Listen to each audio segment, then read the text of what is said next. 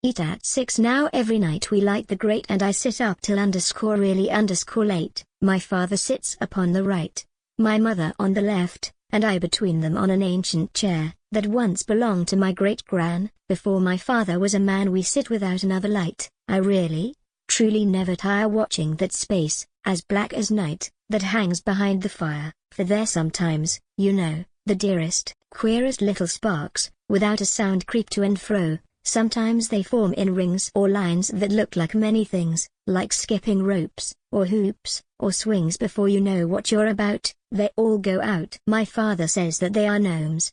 Beyond the grate they have their homes, in a tall, black, and windy town. Behind a door we cannot see. Often when it's time for bed the children run away instead, out through the door to see our fire. Then their angry parents come with every candle in the town, the beadle with his lantern too, and search and rummage up and down, to catch the children as they play, between the rows of new mown hay, and bring them home.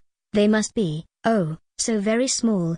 How do they capture them at all? But then they must be very dear. When they can find no more they blow a horn we cannot hear, and march with the beadle at their head, right through the little open door, then close it tight and go to bed. My mother says that maybe so, they both agree they're gnomes.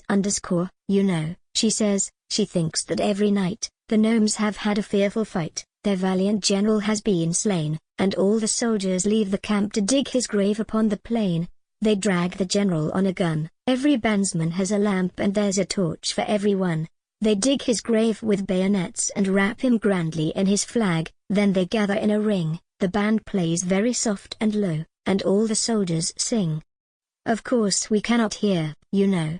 Then someone calls the enemy comes. They muffle up their pipes and drums.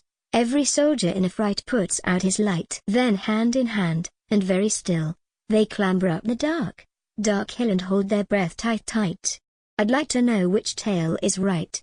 Oh, there is something I forgot. Sometimes one little spark burns on long after the rest have gone. My father says that lamp is left by a little crooked, crotchety man, who cannot find his wayward son. When the horn begins to blow, he has to drop his light and run. Of course he limps so slow he squeezes through the very last. When he is gone the naughty scamp jumps up and puff out goes the lamp. My mother says that is the light, born by the very bravest knight. He is so very, very brave.